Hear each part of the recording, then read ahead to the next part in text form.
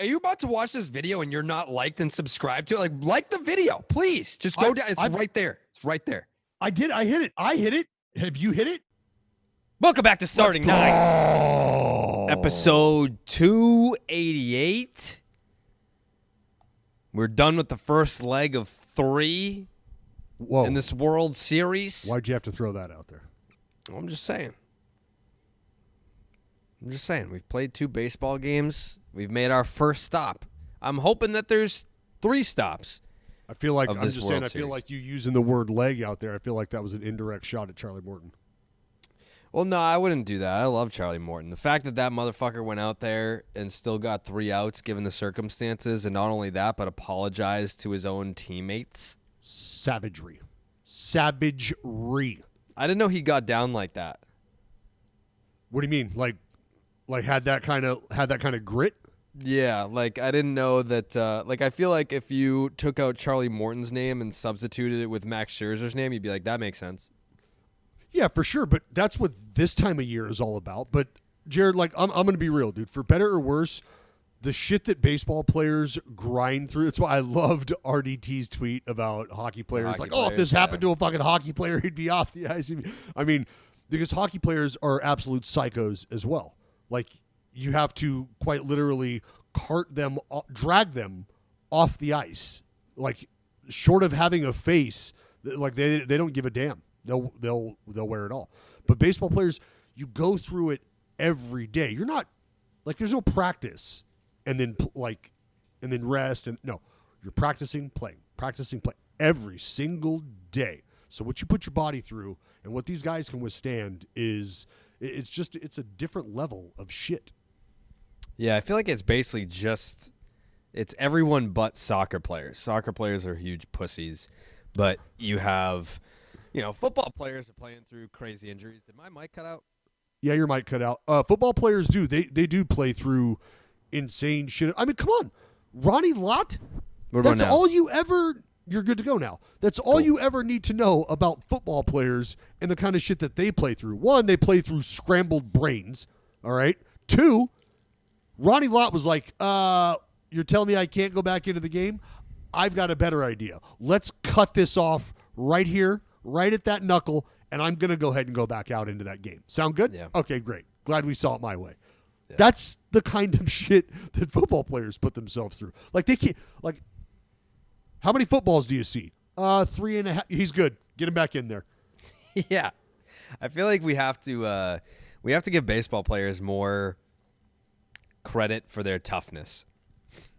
Well, that's what I'm trying to do here is through the week. Look, someone breaking into your house right now?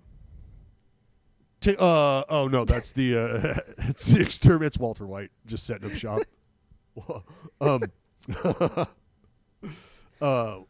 Football players, like a running back, say that guy carries the ball 25 times a game.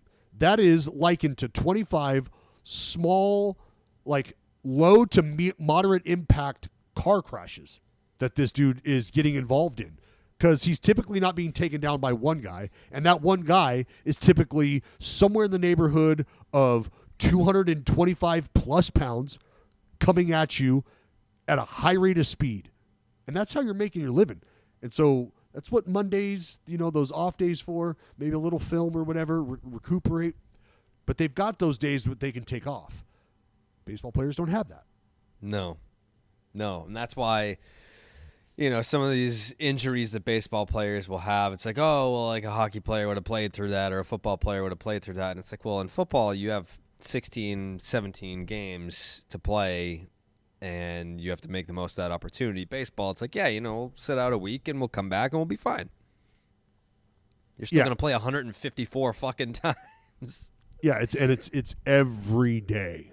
Yeah. Every single day is the grind. But just for Charlie Morton specifically, the lower body, the lower half, like, just think about what was going on in his body, in his anatomy as that happened. The minute that ball hit him, okay, if it wasn't a clean break, I don't know what the x-ray looks like, fracture, whatever, it was a highly stressed fracture. And then the weight and the pressure of him transferring momentum and stopping momentum, Like, do you understand that? Like, you have to throw against a strong post to be able to generate torque. And Charlie Morton was using a broken leg to do so. Quite effectively, I might add, punching out 2 of the 3 outs that he got with a broken leg. Okay? Yeah. But at some point in time, you can't do anything about what you're feeling. Like his leg, what we would have eventually saw is the Conor McGregor incident where he steps back and it just fucking snaps. Right. That's what would have happened. Conor didn't know what condition his leg was actually in. So it took him thinking he was fine and stepping back on all of that momentum and snapping his leg in half to realize, you know what? I'm not fine. Yeah, I think my leg is hurt. And now Charlie Morton would have done the same thing. He was snapped off a hellacious curveball, except for this time he wouldn't have gotten up off the ground. Right. Because his leg would have been in 3 fucking pieces. Yeah. It was I thought when Yuli Gurriel hits the line drive off of Morton's leg, he's running to first in case he has to cover. And because my first instinct was like, that ball is fucking smoked and no sign of pain on his face. Like, well, there was no... He took a breath. He was like... And you could see, like, if you watch him when he takes the breath and how he takes that next step, it's like, ooh. Not on the way there, on the way back. Right. He was like, ooh, that's a little... Okay, all right. That's there. That's there. Yeah. But then he just continued to fucking... Right. Yeah. Because the camera cut at a certain point. Like, if you're watching the game in real time, when he delivers the pitch that was ultimately his final pitch, I was like, oh fuck, like he's done. And then it took a while for the camera to go back to him, and then you see him grabbing down like towards the ankle, and I'm like, oh boy, and you can see him sort of motion to the dugout like, I'm done. Well, it happened so quickly, Jared. I was going to rewind it and do a little video like, hey, I know you guys saw this. Where the fuck's the camera at? Because it was taking that long for them to get back to it, right? Right. And then when it finally got back to him, he was already on his way off the mound. So, like, in my head, I had just seen Charlie Morton stumble off the mound, and then the next time I see a visual of Charlie Morton, he's already walking back to the dugout. He's walking back to the dugout, and I'm going, well, hold on, what just happened? Like, I didn't see an ankle roll, I didn't see any of that, so I was like, oh, dude, come on, because I did. I thought Achilles. I thought Achilles. I thought he tripped coming off the mound and like rolled his ankle or something. I thought he Lance Linned it, but actually hurt himself instead of just falling into a heap on the mound. But do you think, not that it matters, do you think that he... You saying what I think don't matter? True. Do you think that he injured himself more on the landing?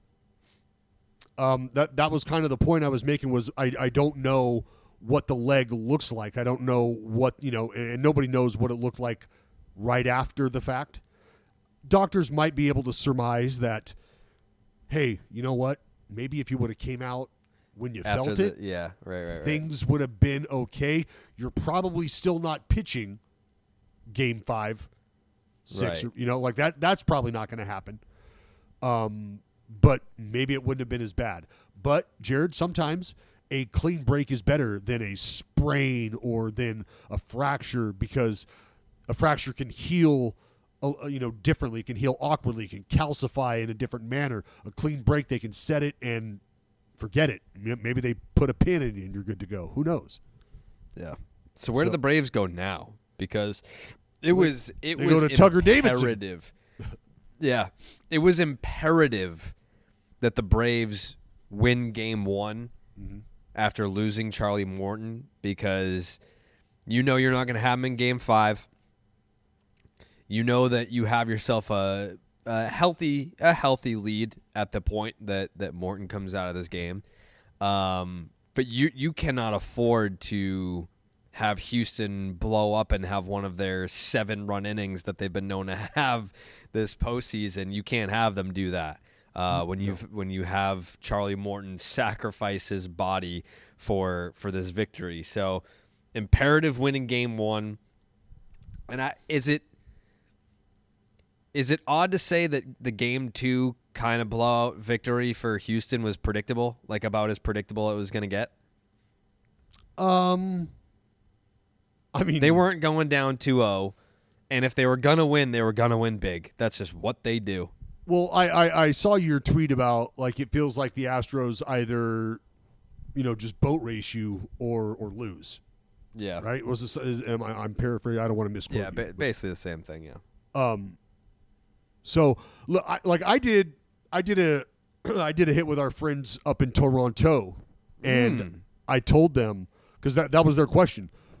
Altuve doesn't look great, and like, is there any worry to this Houston offense? And I was like, first of all, this is probably the deepest and strongest, most consistent 1-7, 1-8.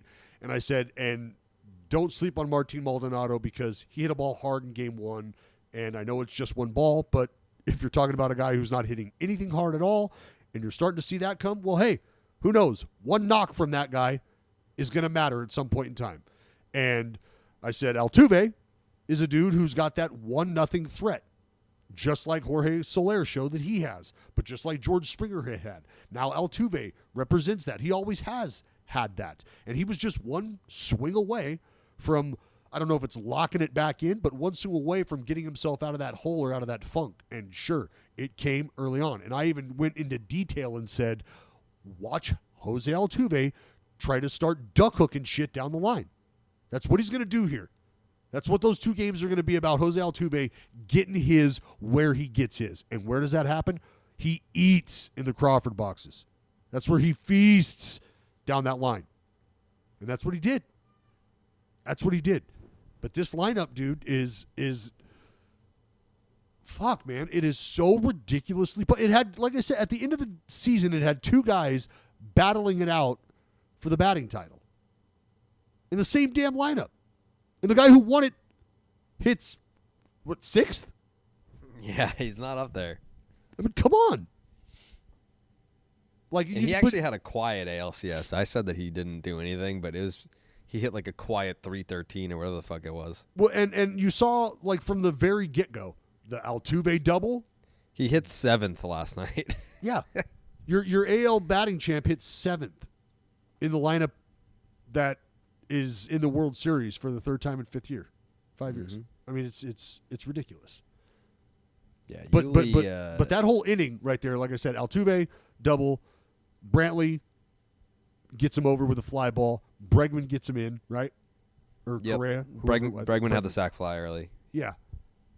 And it was just like that right there.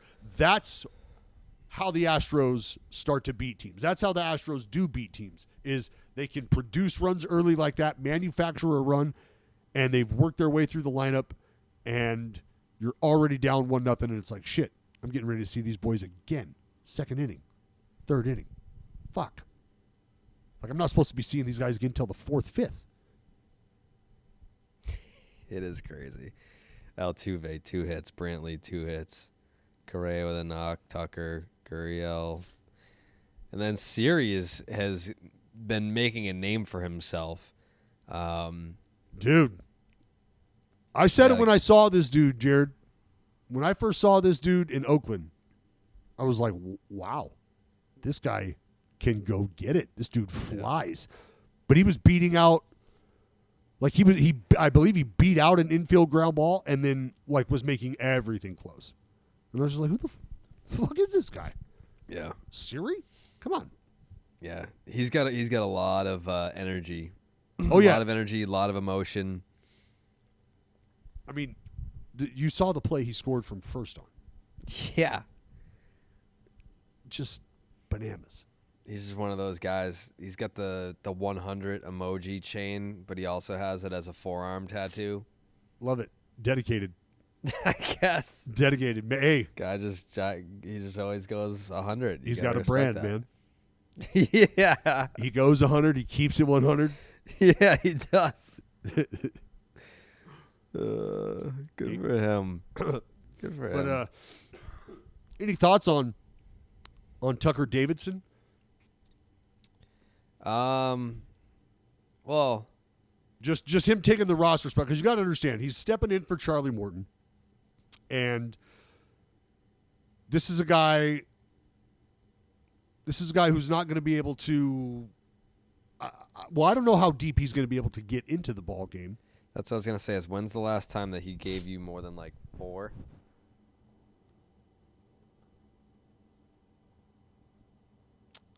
I don't know. Let's find it out right now. First of all, he's 25. He looks like he's 17. He's okay. Yeah. Okay. All right. So this year, he pitched against the Red Sox. That was his last time out. It was 2 1/3 innings, 5 earned runs. So he went 6, 5, and 2. I mean, like yeah, not a ton of big league experience this year. No. He debuted last year, right? Correct. He only made 1 start last year. Yeah. No. I mean, but hey, like straight up, man. Just getting kind of thrown into the fire like that. Yeah. That could be very beneficial. Mm-hmm. And I have it on fairly good authority from folks in the organization who are familiar with this dude that's the kind of stuff that doesn't shake this kid. No. Also a friend of the program, I want to say. A friend of the program as well. I do need to go back and just clear something up. The Charlie Morton thing. I was talking about his left leg. It's not his left leg, it's his right leg. So it's his drive leg. Yeah. So we were talking about him planting. That's not the case because I thought like visually it was off of his plant leg, but it's off of his drive leg because it was swinging around after he finished, and that's the leg that got hit. Tucker Davidson, correct me if I'm wrong, it was around the same time that Glasnow got hurt because of he was blaming the being able to like grip the baseball, and it was related to that. Was Davidson another one of those guys? I feel like he was. I don't know. I feel like it was right around that time, like an injury related to like not being able to like grip the baseball or whatever. But either way, I'm excited for him to get a shot, for him to get a look. It's a big spot to be in. Asking or being asked to replace a guy like Charlie Morton on a World Series roster. You want a welcome to the show moment. I'm sure we'll have him on the podcast at some point. But I feel like, you're the Dallas Braden question of what was your aha moment. My aha moment was I had 5 fucking starts in the big leagues, and then I got asked to replace Charlie Morton on the roster for the fucking World Series. Yep. That was my welcome to the big leagues moment. Yep, you are here, and it matters. Absolutely. Yeah, and that would be in Atlanta, right? Yeah. Yeah. Yeah. So yeah, okay. Next 3. Battle ATL. Yeah, that's gonna be. I don't know. I mean, it's like you're gonna be starter, but like, what are they really expecting? Let's put a bow on game 1. I said this. Both bullpens exposed early. Yep. You were going to need some length in game 2. You were looking for some length in game 2. Braves didn't necessarily get that out of Max Fried. Well, they didn't get efficiency early, but the fact that he was able to settle in and give them a little bit of length that you probably didn't think you were going to get when it was 4-1 and you thought he probably wasn't long for this game. Well, I think Max Fried settled in quite nicely to be able to give them a little bit more than you probably would have expected when it was a 4-1 ball game.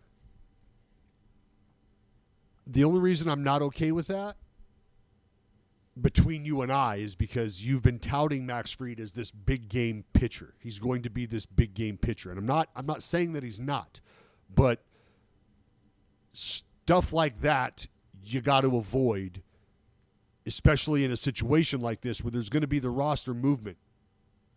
Like, I want Max Fried to do as well as anybody. I fucking love that dude. Love his stuff. Love what he has become. Love the season he's had. CG shut piecing people out. I'm like, Give it all to me. I really wanted him, and I even said this again up north with the folks on the Overdrive yesterday in Canada. I said, this is going to be Max Fried's, obviously, his biggest start of his career. And I want nothing more than for him to sort of give everybody that ability to take a deep breath and go and exhale. That's right.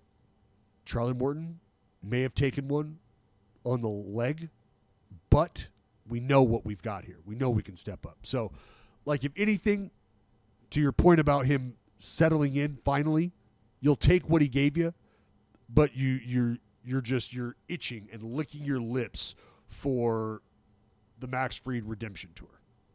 Yeah.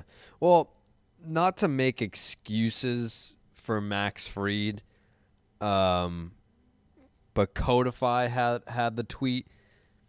No pitcher had given up more than 4 hits in any game this postseason with exit velocities less than 95 miles per hour, and Max Fried just gave up 4 in a row. There was some bad sequencing with Fried. Well, there might be something else going on as well. Such as? I don't know. He might be tipping. Who knows? You think he's tipping, Dallas? I don't necessarily. I mean, That was a quick, let me interject here to suggest some tipping. Do you see that with him? Or? No, that's why I just said. I said, that's when you think about that right there, do they have something? Like they're just barreling shit up left and right now. Like, do they have something? And that's a thought that goes through your head. Yeah, I mean, the slider wasn't particularly sharp. I think we can all agree that the slider was probably not the best that we've seen it from Max Fried, especially in the second half when he was lights out. And also there was that play where Yuli drove in some runs that would have been an inning-ending double play had they just been shifted over. Yeah, well, the shift bit him in the ass on. Yeah, Altuve. Well, Altuve was deep and Correa was deep. So Altuve, where he fielded the ball, he just didn't have enough arm to get the runner, and Correa not in position to make a play at the bag. So yeah, you're fucked there. Hang with him. But that's baseball, man. Like that's what. Yeah, you know what I mean. Like I don't even like when I think about stuff. I would have had a thought about that maybe even 2 years ago. Yeah. But like that is what it is. Like when you see awkward stuff like that, we know that's because that's in an interest of getting outs in an area that is frequently hit to. And didn't happen that time. And you know what? Runs scored. So let me ask you this question, because I saw Braves fans on Twitter after losing Game 2 were saying things like, well, the plan all along was to split these first 2 games in Houston. Mm-hmm. Okay. Always. Going into that series, the plan might have been to split. The plan sometimes changes. After you win Game 1 and you have Max Fried on the mound in Game 2, about to go home for 3, and we saw what happened in the ALCS. You don't want to come back to Houston if you don't have to. Do you think that Game 2 was a must-win for the Braves after winning Game 1? You can't treat it as a must-win because if I'm kind of reading into what you're asking without you asking it per se, there's no point that you can go and get Charlie Morton, or excuse me, there's no point that you can go and get Max Fried in that ball game, knowing what you have to cover with the absence of Charlie Morton, though you have an off day ahead of you. How are we going to cover these innings? And what does the future look like? Are we going to ride a guy for length today that we might need in 2 days that's not going to be able to answer the bell in 2 days because we're going to ride him right now. And are we going to ride him in a losing effort? And if we're doing that, like, is that the ideal thing? Like, there's I don't know at what point you make the decision in that ball game to say, all right, got to stop the bleeding here, got to make this move here. Because what's there to do offensively? Ask them to get more hits earlier? Like, this isn't the NFL or the NBA where you can start drawing up plays for guys and see if you can just get it into somebody's hands. Like, that's not going to – this is baseball. I need you to take your at-bat. I need you to take your at-bat. I need us to string these at-bats together, and I need us to mount some sort of an offensive. And that just wasn't happening for Atlanta. Jose Urquidy was dialed the fuck in. Changeup on point. Strikes all damn day. The breaking balls, featuring them, both extremely well behaved. He did a fantastic job. You know who didn't do a fantastic job? Who's that? A home plate umpire? Framber Valdez. No. Framber did not do a great job. No, he didn't. 2 innings, 8 hits, 5 earned, walked a guy, gave up 2 bombs. That was a quick little introduction to the Braves lineup and the fucking that they've been doing all year. You mentioned the Jorge Soler homer.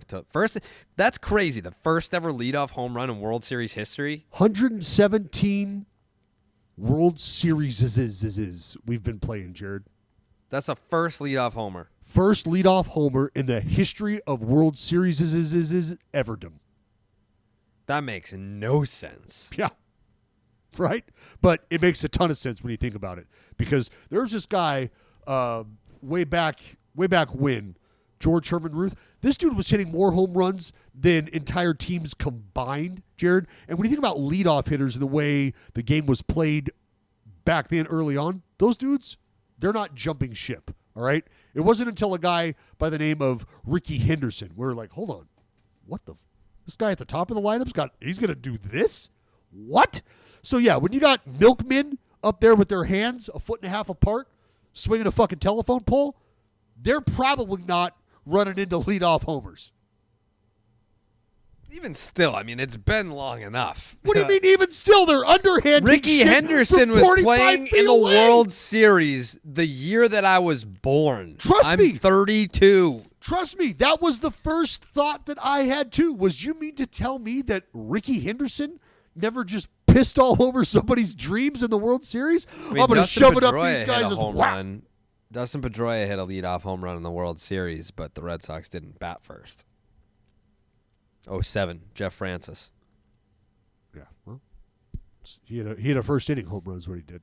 And he hit a leadoff home run. Not to lead the game off. Not to lead the game off, but he did hit a leadoff home run.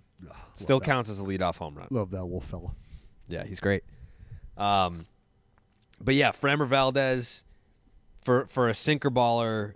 I mean, there were a lot of balls hit in the air, a lot of outs in the air, a lot of balls in the seats. Well, what I tell you, Framber, highest ground ball rate. Yeah. In baseball. Braves, second highest fly ball rate in baseball. Is that true? I'd have to look it up, but I'd say sounds about right. So, I mean, this is what it's like when worlds collide. Yeah, or when the sinker ain't sinking. Yeah. Yeah, it was more of a sinker and not a sanker. Yeah. That's what happens. Yeah. There wasn't much sank to it. There's a little You know who I'm pretty excited for though? Who are you excited for? Jake Odorizzi. You pumped Jake for him? Odorizzi. I'm excited for Jake Odorizzi. This Son is of a a bitch. dude He still owes me and Plouffe dinner. in the ALCS. This guy gets asked to come in an emergency pinch where it's like, hey, I think it was that wasn't Urquidy. That was fucking Garcia, Luis right? Garcia, yeah, the knee. Yeah, Luis Garcia faked an injury. They had to take him out. And then Jake Odorizzi, it's like, hey, you're in the game now, sir. Goes in there, grand slam. Just not a good time for him. And with proper time to warm up in preparation to enter this baseball game, 2 1/3, 5 tickets. Good for Jake. Good for Jake. Well, you you've got to understand what coming into that ball game was like and the complete difference. And I know people do, but that is the difference. Like you're out there warming and up y'all, in front of everybody. right? Like you like just the whole just imagine everybody naked. If you're having trouble being a public speaker, you're a little timid getting up in front of people. Just imagine everybody in the audience is naked or in their underwear. Blah blah. It's like you feel like that now. You feel like you're up there in your underwear. And it's all because like all the routine stuff you do, like that's in a bullpen. People aren't watching you. You got your own thing going on. Now you're out there in the middle of God and everybody watching you just be weird. Basically, it's like, can you not right now? I just kind of want to play catch and get ready. Can you leave me the fuck alone? Mm-hmm. But then you get dialed up, ready to roll, and you get unleashed like you're used to, like you should be. You get out there and you can put some work in. So good for him. Good for Odo. Good for Odo. Good for him. So that's game one. That's game one. Yeah, we've been jumping around between both games there. It was almost a catcher game for a second. You had Darno homering, and then Maldonado was falling from the sky with some knocks and ribbies. Yeah, this going back to Atlanta. Now we've got a tied series between these two teams, which I don't know if you believe in momentum, but like I do and I don't. I do and I don't. I don't know how you can't believe in momentum after what happened in 2004, but you kind of like look at a series like this. The Braves right out the chute, bam, 1-0. Go on to roll, win that ball game by a score of 6-2. And then the next night, Max Fried, one of your big arms, he goes out there, lays an egg, you lose 7-2. So now, I mean, we're just looking at pitching matchups. I got some numbers I want to run by before we get into Game 3, Dallas. Okay, hold on. Go ahead. You ready? I'm listening and blowing my nose at the same time. All right. The 2021 World Series begins with MLB riding its best postseason ratings in 3 years. And if you recall, 3 years ago, Boston Red Sox in the World Series may have beaten the Dodgers in 5 games. Postseason games have averaged 4.4 million viewers, which is up 95% from last year. I mean, if you ever really want to get on Dodger fans for saying it was a fake season, don't use the 60 games. Use the fact that no one gave a shit. No one was watching last year. Wow. Viewership in MLB's critical 18 to 34 demo is up 76% from last year. So people are watching. Young people are watching. Mm-hmm. And I mean, I know that you didn't get to really taste it this year. But when I was at Fenway for these playoff games, they were young crowds. There was like a lot, and you know how it goes. Playoff time, prices go up. Was not a factor. Was certainly not a factor. We are seeing younger and younger crowds at baseball fields. Well, and is there, let me ask you this, is there anything to those tickets making their way to the younger generation now? Because I know how season tickets go there on the East Coast, a lot of these fan bases. Those are things that, you're going to be on a list for years before you even get entertained. Yeah. Well, I can only really speak to the Red Sox specifically, but they do a program called Student Nines where if you're a college student, you can get tickets for $9. And then if you are enrolled in the program while you're a college student, you stay in it forever. Oh, love it. Yeah. So you can just, I think in the playoffs, like it obviously goes up a little bit, but during the season, it's kind of just like wherever they would have tickets available It's not just like there's one student nines section. It's like, oh, we have these available, so they're $9. Here you go. Love it. Yeah. So yeah, that's outstanding. We're getting younger. That's More the game people plan, care about man. Baseball. That's the game plan. Are you surprised that it's an Astros Braves World Series that's able to do this? What, to generate younger viewership? Yeah. No, you want to know why? Because the Astros represent, and like just the energy surrounding the Astros represent, I think, a lot of what there's a lot of parallels that run between our society and the Astros, and the scandal and how that all has gone, and young people are paying attention to that now, and young people are involved in various movements in our country, and like trolling. People want to grow up to be real life trolls on the internet because you can get paid, you can make a living. Yeah, you can. Being a troll on the internet. Like, that's a real thing. It's incredible, but it's a very real thing. And so, like, for all of the things that surround the Astros on social media, like the kickback that you get from the fans who are unapologetically telling you, yeah, they cheated, we love them, we don't care, our World Series banners are going to hang forever. And, like, that's just a whole, like, that's a whole vibe. And I don't want to say that that's not existing in the older crowds because, like, Jared, I've never had a Facebook account, but from what I understand, that's where grandmas, aunts, and uncles and grandpas really get after it up there. Yeah, they do. Yeah, so I've got to believe that social media platform provides the same Facebook kind is of, like a virtual fucking bingo hall. Yeah, provides like the same toxicity that Twitter does, that Instagram does for the younger generations. And that's what we see at games, right? Is the fights in the stands. Sometimes those people that are fighting in the stands, like you get an overzealous 55-year-old who had one too many beers. But for the most part, it might be some of these kids that are 18 to 35 that are throwing down. So there's just a lot of there's a lot of youthful exuberance, I'll say, around the game of baseball, but around this team, the Astros specifically. And I mean, look, we're talking about the Braves. Like, for better or worse, we see people, the Braves are fucking, like, not many grandmas are firing that tweet off. But like that's just the kind of stuff that's going on in social media and going on around the game. Yeah. Like so no, I'm not necessarily surprised that it's these two teams. You got Jock Peterson rocking fucking pearls. Yeah.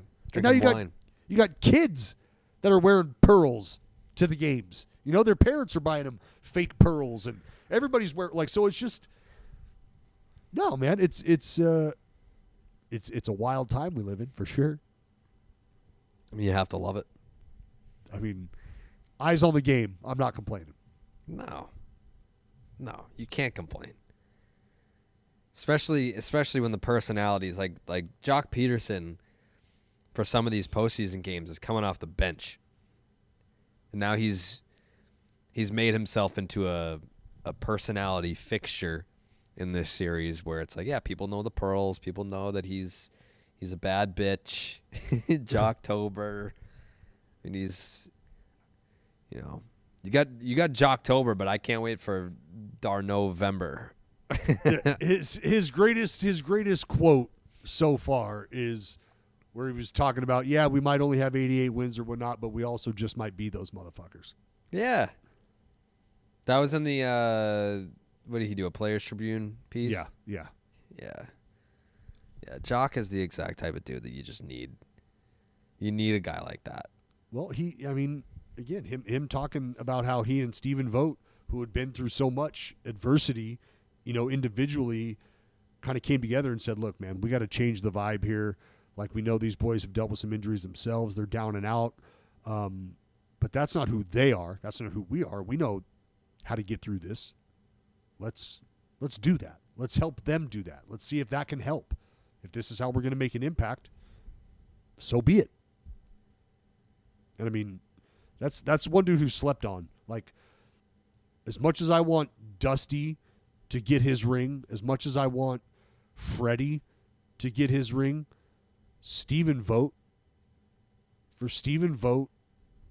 to be able to walk away from the game of baseball, a world champion would write its own New York bestseller. Because the storybook on Stephen Vogt is a fucking incredible one. Yeah, he is great. He's been on the podcast. Sure has. Gotta go dig that up on the YouTube channel. Game 3 of the World Series. It's headed back to Atlanta. The A. Luis Garcia will get the ball for Houston against Ian Anderson. I think that in this particular matchup, the first question that a lot of people are going to have is, do the first inning woes for Ian Anderson follow him into Game 3 of the World Series, Dallas? Well, it's a pretty daunting lineup to have. Oh, that's what I was gonna say. It's like, Jared. is it Ian Anderson's first inning woes, or is it the fact that he's seeing the top of the Astros batting order? Which one is it? I mean, that's it. I'm always gonna side with the pitcher, even to a fault. But no, it's not his woes. He's dealing with Altuve, Brantley, Bregman, Yordan, Correa, historically, fucking Kyle Tucker's hitting 6 for this team, and you get the batting champ hitting 7th. Like, come on, historically potent lineup. Historically potent.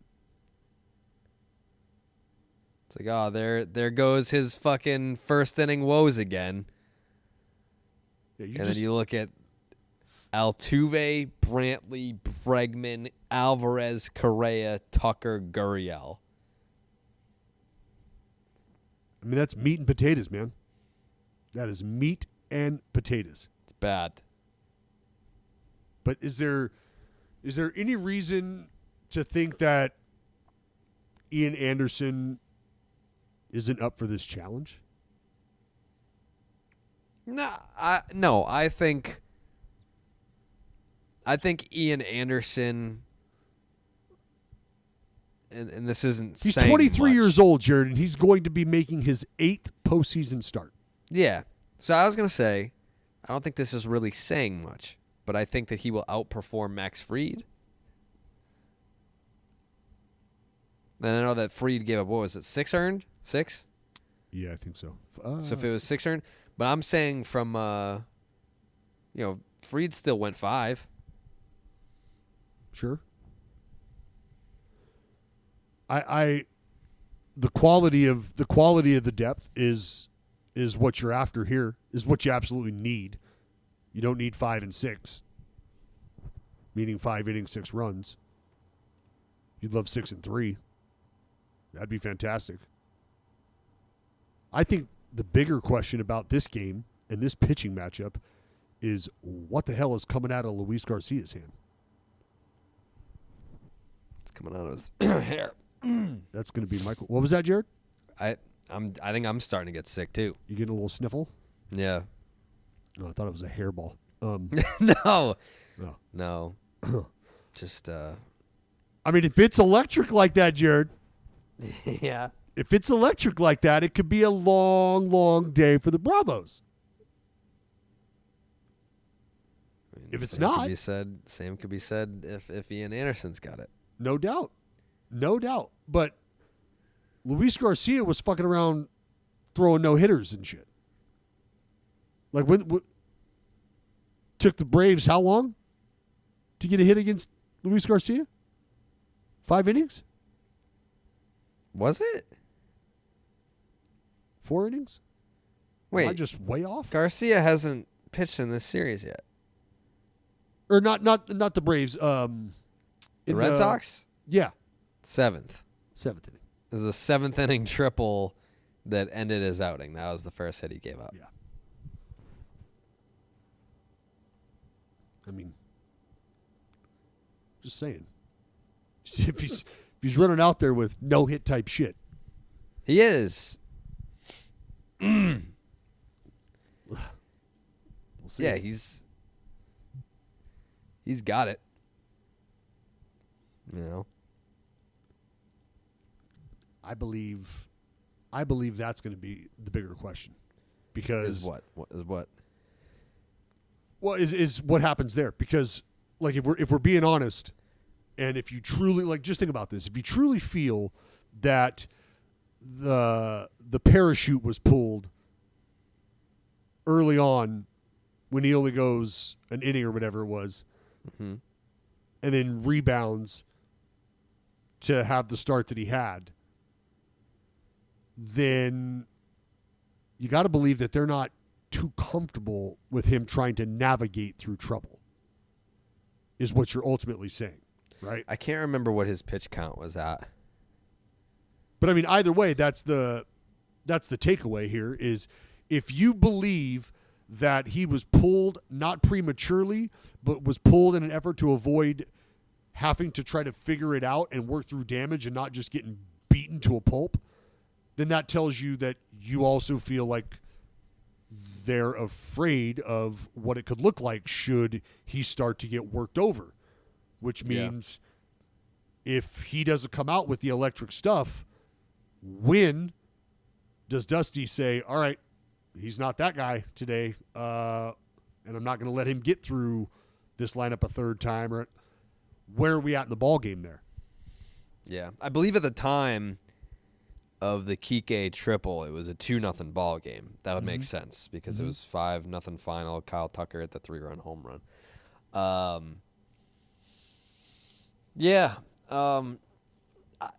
I think not that one guy's success or failure is related to the next guy's, but I think Astros starters have had some difficulty repeating their success. We saw that with Framber. I feel like the Astros starters have been inconsistent start to start. You've gotten a stinker or you've gotten this lights out performance. And much like Framber was coming off a lights out performance and then he stunk up the joint in game one. You've got Luis Garcia coming off an incredible performance. What's he going to look like? Do you care to make a prediction here? So I think that with Luis Garcia, there's more of a reason to believe in a repeat performance than there was for old Framber. Because if you are to believe what was going on with Luis Garcia and that there were mechanical changes made before his Game 6 start in the ALCS, I mean, if there was an actual tweak to something that can explain an uptick in velocity and spin rate, and clearly the results were there as a result of that, then yeah, I would say Luis Garcia, I got him going into the 6th. I got him 6 hits, 3 earned, 6 tickets, 5 1/3. So you got him pitching well. Yeah. I got him giving the Astros a chance to win the ball game. Sure. 5 1/3, 6 hits, 3 earned, 6 tickets. Okay. All right. What do you got? I think he can get through 6 innings. You do. If what his stuff, yeah. The only problem is, again, how comfortable is Dusty with, like, that's, I don't know if it's an unknown, but the early pull in that series against you guys and then coming back and doing what he did, that's a question mark for me. Like, The question is really like how many by the 6th inning, how many runs do the Astros have on the board? Like, what if it's 7-3? You're gonna let it ride? Yeah, he's rolling. He's rolling. So, yeah, I'm gonna say that he can get through 6. Yeah, 6 innings. I'll say 6 innings, 2 runs. I like 7 punch-outs. 6 innings, 2 runs, 7 punch-outs.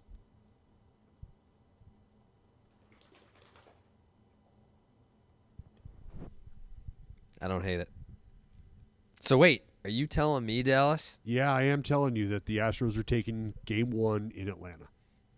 You're telling me That the Astros that I'm going to will be- sit down where I'm sitting right now in front of this fucking television. I'm going to watch Game 3 of the World Series in Atlanta, and you're telling me that when I'm done watching that game, that the Astros are going to have a 2-1 series lead in this fucking World Series after they lost Game 1? You telling me that? I think they might. Have some conviction. You're telling me right now that there's no fucking chance in hell the Atlanta Braves can win Game 3 of this World Series. I'm not telling you that. I am not telling you that. I'm telling you a confident Altuve. The Astros heading into the dude. I'm taking from a guy who lit a fire underneath the team and was bulletin board material. All right? You were. Mm-hmm. All of those screaming Braves fans who think they're going to come up with the most original verbal bashing that the Astros have ever heard, they can't wait to trot out those sayings that they've been working on. They can't wait to just unload all this hate on the Astros. They can't wait for it. And the Astros can't wait either. It's like the Astros during this off day are dealing with a cloudy day, Jared, and they're this snake, this serpent, this cold-blooded killer that just needs to warm its body. And you want to know what those fans are going to provide? They're going to provide that vitamin D, that sunlight. They're going to provide them with that energy. And so when the Astros slither into town and they start hearing that vitriol, they're going to start flickering that tongue.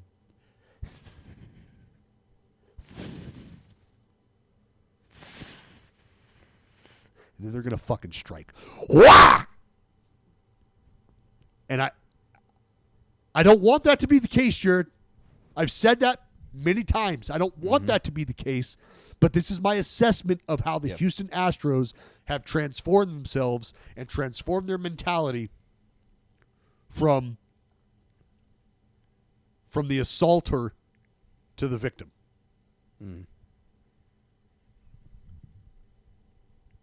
I really, you know what? I got a take for you, Dallas. Ooh, give it to me. The team that wins Game 3 wins the World Series.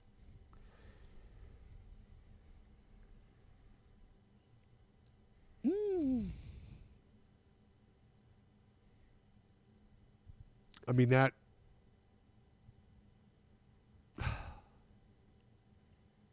can't happen if I have the Astros winning in 6.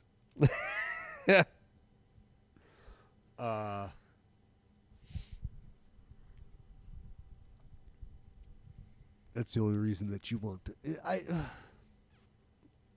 I don't know, man. I don't know. I don't think you believe that.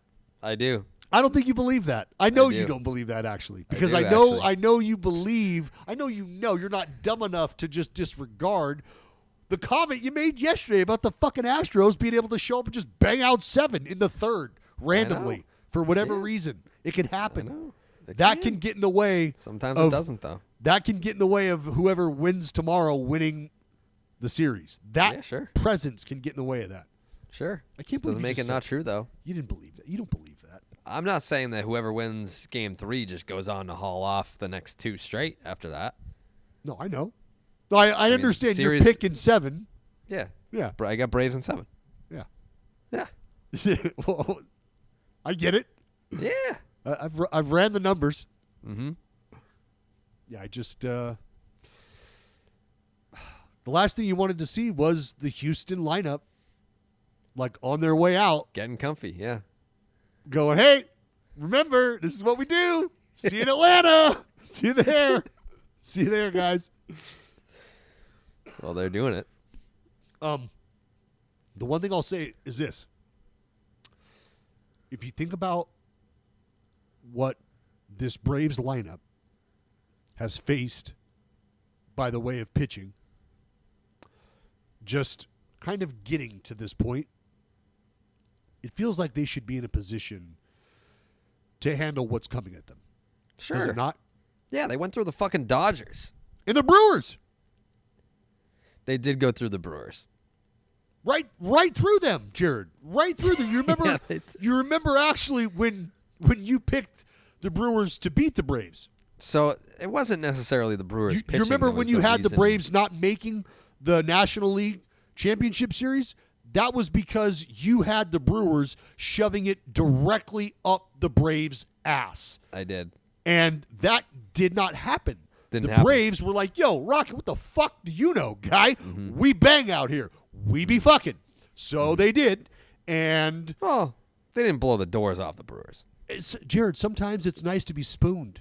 Spooning can Yeah. lead to forking. You know what I mean? It's gentle. Right. Make love one time, you fucking savage.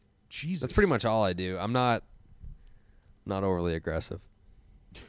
Not overly aggressive. No.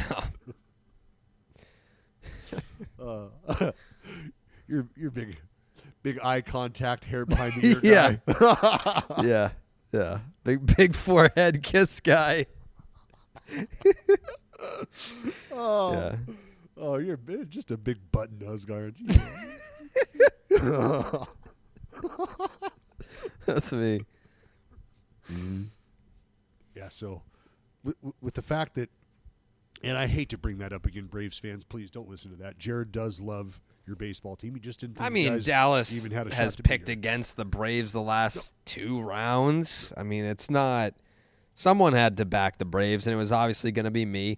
And like I said, I picked with my heart, not with my brain in that division series. I picked with my heart, not with my brain.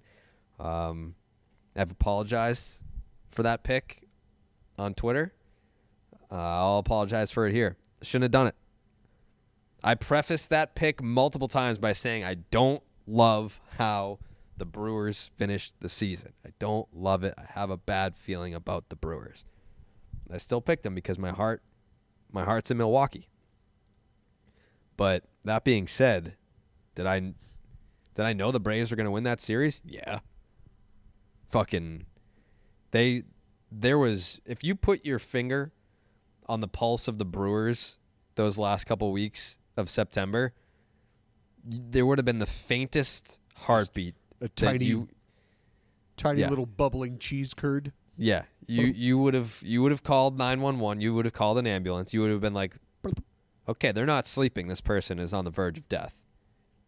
And that's how I felt about the Brewers. Did not feel good about that team going into that series whatsoever. But yeah, I mean, I think I'm really excited to see the crowd in Atlanta over these next 3 games. That's I know what- that. That's what I'm excited for. That's Yeah. what I'm excited for. I hope, I sincerely, because Atlanta fans and look, you know, when we talk about the age of folks who are enjoying baseball these days, I also talk about the regional aspect of sports fandom. And I love sports fandom in the South. I love sports fandom on the East Coast, is because it is at times toxic. Don't love that. I like everybody to be able to enjoy themselves, but I am totally okay with the shit talking and the vitriol and the, you know, but like, hey, let's keep it above board. We're not trying to offend people and shit, but talk your shit. Enjoy it. Be passionate. I love that.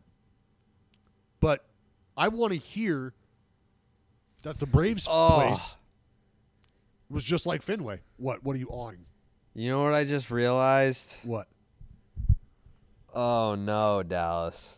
What do you got?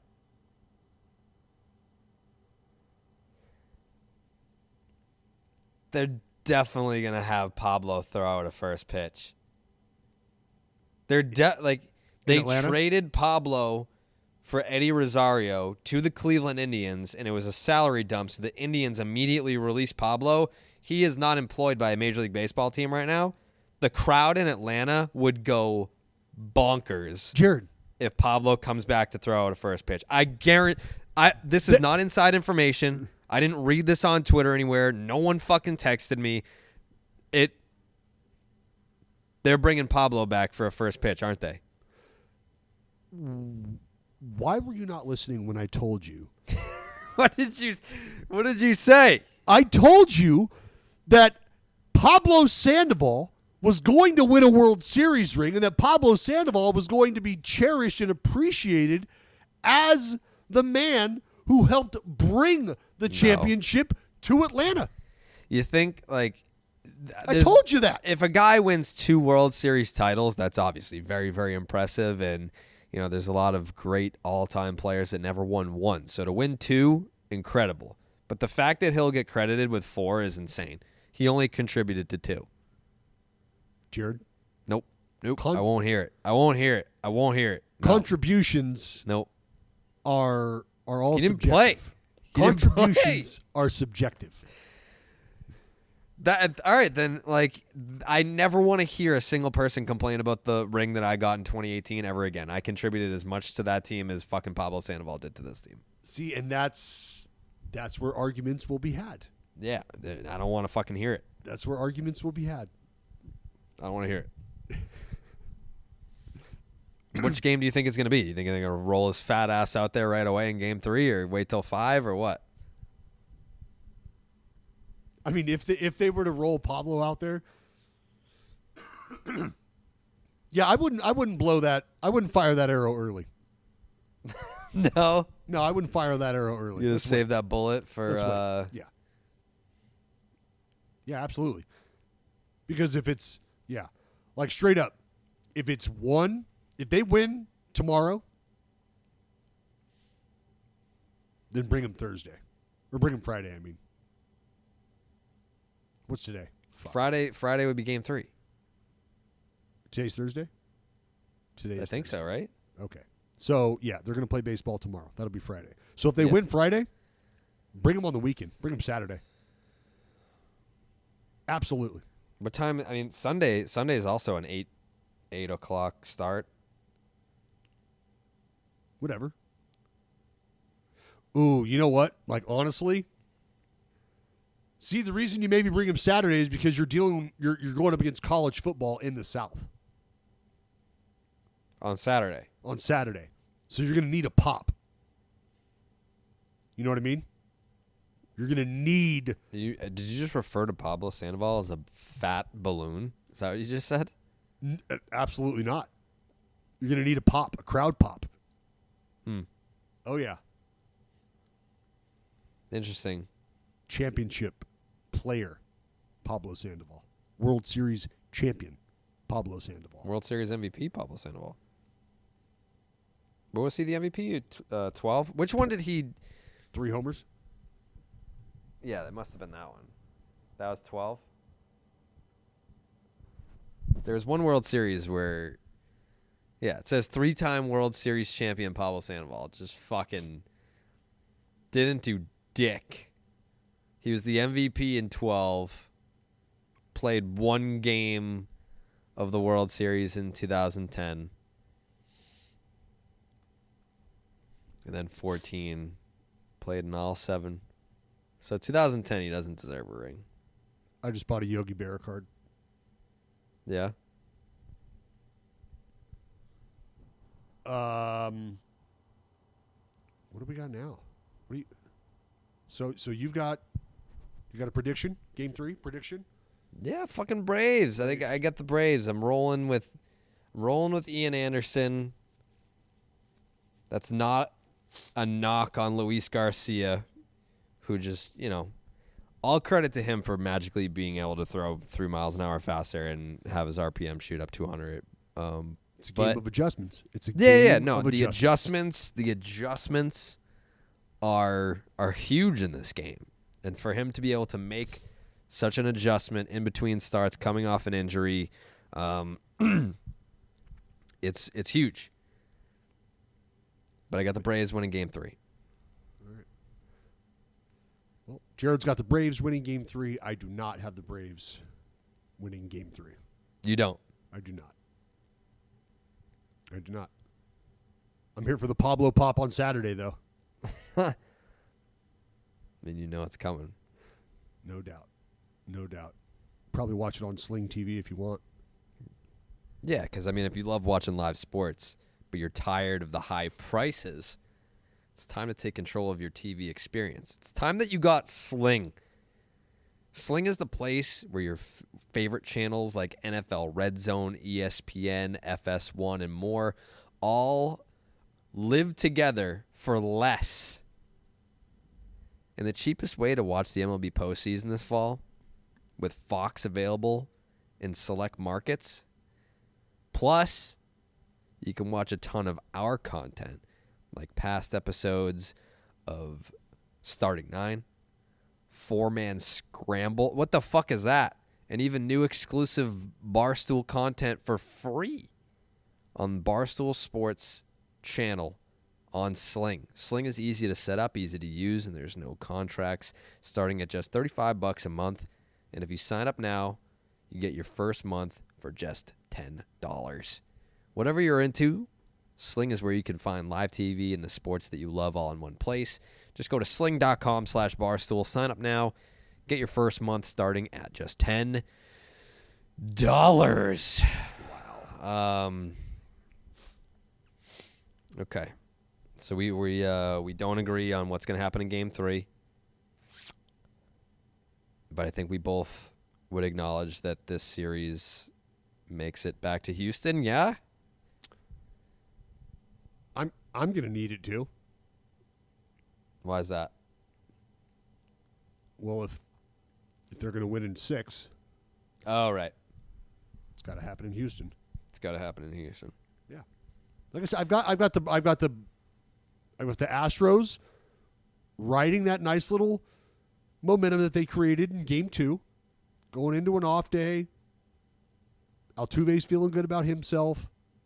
Fans are going to be pissed off, screaming at the Astros. They haven't had a chance to do that. They're going to get their chance. That's going to fire the Astros up. It's going to fuel them like it has since they've been getting shit talked to them. Pablo Pop on Saturday. Braves fight back. Astros take Game 5. Terrible plane flight back to Astros land. Astros win it in front of their hometown crowd. And everybody hates them.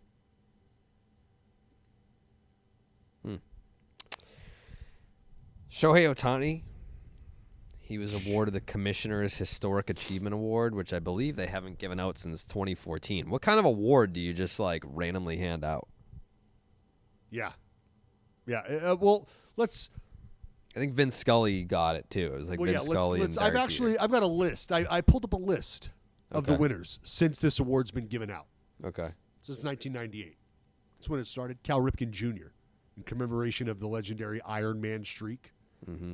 Then in 98, old Sammy and Big Mac both got it for their record-breaking streak in their home run chase. Yep. The summer that saved baseball. 2001's Barry Lamar Bonds for breaking the single-season home run record. Also in 2001, Ichiro? Ricky Henderson. Oh. All-time career records in stolen bases, walks, and runs. 2001, the retiring of Tony Gwynn for his record-tying 8 NL batting titles. And also in 2001, Seattle Mariners for their record-tying 116-win regular season. Gave it to the whole team? Yeah, to the Mariners. There you go. That's stupid. 04, Roger Clemens got it for his 300th victory and Come on.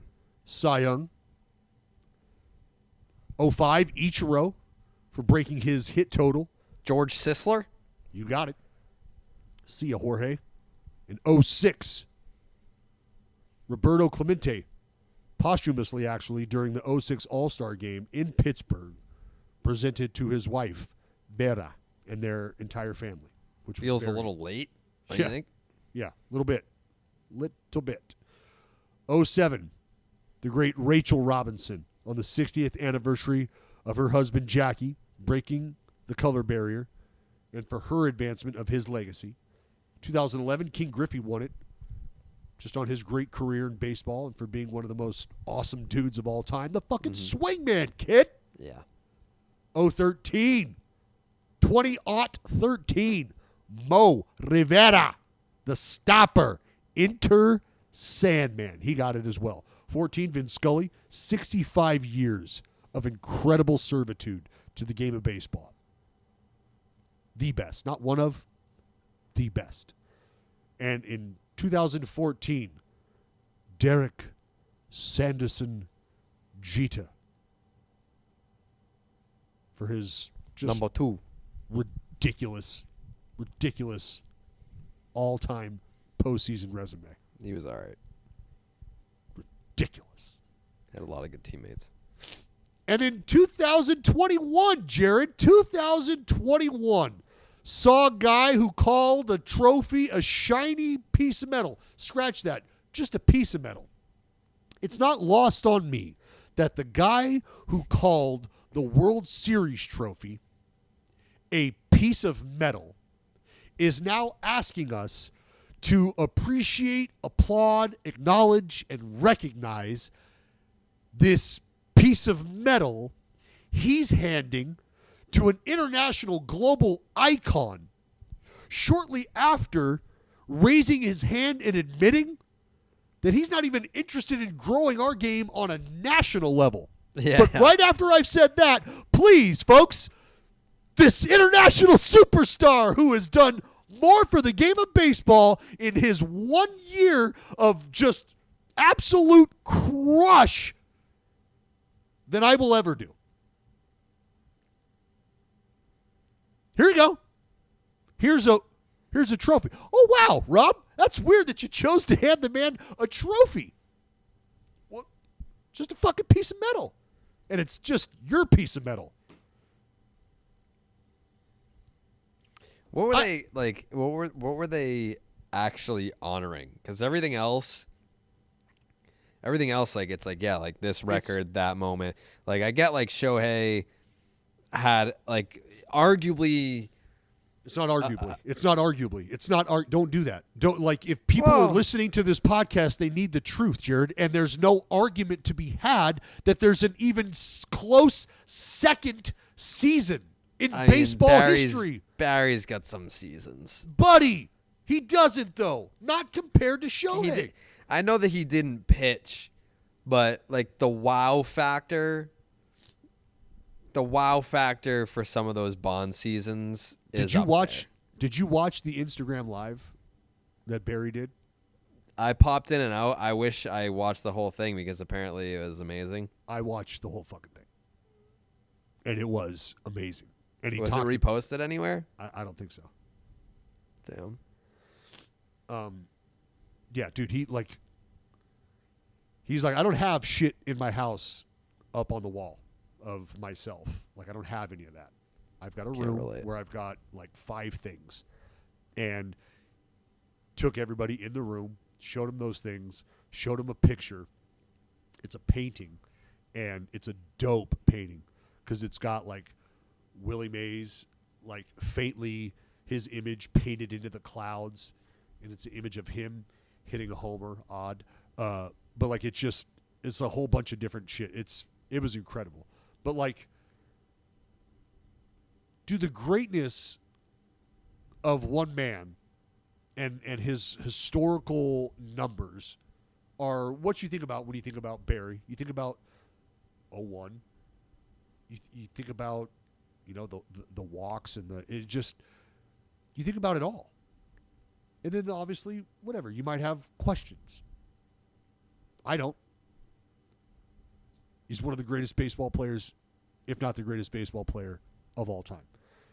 But what Shohei Ohtani did in a single season, and that's what's being acknowledged here, is the success and the production of a two-way player, on top of the fact that this dude was not only voted to the All-Star game as a starter by the game, but by his peers as well. Like, we need you to start on the mound.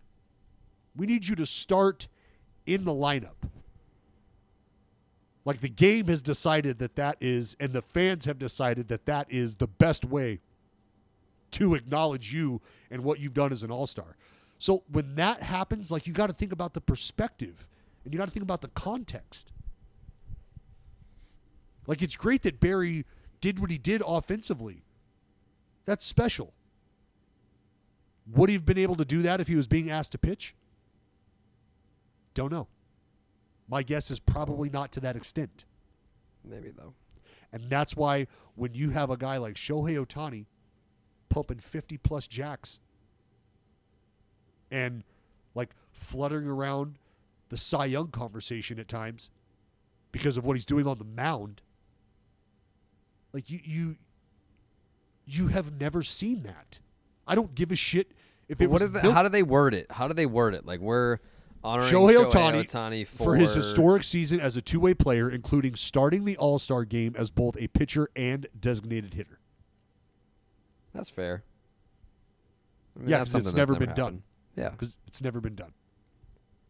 And he was the number 1 seed in the home run derby. Right. like, here's the thing. Is there anybody else in baseball that's capable of that? No. Capable. No. Nope. No, like if baseball were like the Hunger Games and the divisions, were like whatever group you're from, who are you picking to represent to go against Shohei to achieve what he achieved? There's nobody comparable. No. Like, you're running out your best team's best hitter, right? And hoping to God he can get an out on the mound. Because there's, at no point in time, are you taking your team's best pitcher and hoping he's going to go do what Shohei does offensively. So your best bet is to take your best offensive threat and pray to God he can do what Shohei does on the mound. And we both know there's not a snowball's chance in hell of that happening. So you're telling me, Dallas, say this out loud, because I think it's a fact. No, but I want to hear it from you. Repeat after me. Mike Trout's not even the best player on his own team. Mike Trout is not the best player on his own team. Oh! Mike Trout is not the best baseball player on his own team. I have no problem saying that. It's true. No, yeah. What? Of course. Like, what's for lunch? Next question? Yeah. Okay. I just want to make sure that you could say it. That's all. Buddy, that's been... What, do you think come on. Do you think that there are like actual like baseball stat nerds out there that are like, I can't believe that you just said that? Or are most people in agreement that no, that's facts are facts? Like see, that's where and I love, this is why I love baseball, is because you can have these kinds of conversations, and I do believe that a nerd could be correct in their assessment that Mike Trout is a better player. And I'm okay with you thinking that. If you want to go down the, production and overall value of the player and blah blah blah blah blah, like, I just look at you and I say, if we're just asking you to compete in a game and try to win it, and I give you the option of taking two players, who are you taking?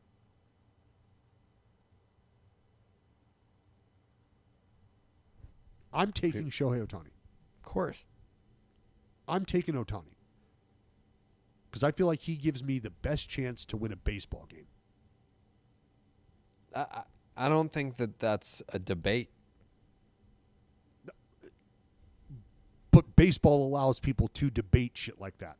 because Like they if will Mike just, Trout were playing a video game, I think he would pick Shohei Ohtani over himself. because they would inherently go, all right, well, let's just leave out the fact that Shohei's a pitcher for a minute. And that's where you go, no, we can't do that, man. We can't do that. We're talking about a baseball player, not hitters. Do you want to talk hitters? Do you want to talk pitchers? Do you want to talk baseball players? Because this guy plays baseball. Mike Trout is a hell of an offensive player. He's a hell of a, well, he also plays defense. Oh. No shots fired. Do you think he's above average defender? No, I think he's probably average. Yeah, I don't have him being above average. I mean, and that's not necessarily a fault of his own. You got to remember, they've asked Mike Trout to play deeper so that he's not laying out for shit, so that he can go and get a ball against the wall, maybe go rob a homer. But for better or worse, we want to keep Mike Trout off the ground and on his feet and healthy and in the batter's box. Yeah. Shohei's like, yeah, me too. But I'm a pitch too, like every 5 to 7 days as well. I'll go play right field though, because I'm such a good hitter that when I'm done pitching and hitting at the same time, my bat has to stay in the lineup. So whoever you're paying to play offense and defense, can you please remove them from the game so I can go out and just be the baseball player that I am? Thank you. Appreciate you. What do you think Shohei's worth right now? What do you mean? What if, because we all know that he's not like a money guy. He chose to basically go through league minimum salary and the arbitration process. But let's just say Scott Boras was his agent and he was a free agent right now. What do you think fair market value would be for Shohei Ohtani right now? Let me ask you this question, and I'll answer that. Is there an argument against rolling into a negotiation with two completely separate books on Shohei Ohtani, having you come to terms with a total value on both of those books, and then combining those numbers? Is there an argument against that? Because in every negotiation, Jared, I'm walking in there with a book on my player's production. This is what this guy can do. And here is how you have compensated historically what these guys have done, comparatively speaking. So here's the comps. Here's my guy. Let's talk about it. And that's what's done for position players. And that's what's done for pitchers. Well, Shohei has a body of work now, just on this last year here, and this is what's going to be important moving forward, is can he duplicate this performance or something even close to it? Can he make 20-plus starts for the next 3 years? And also take 500 at-bats? Is that something he's going to be capable of?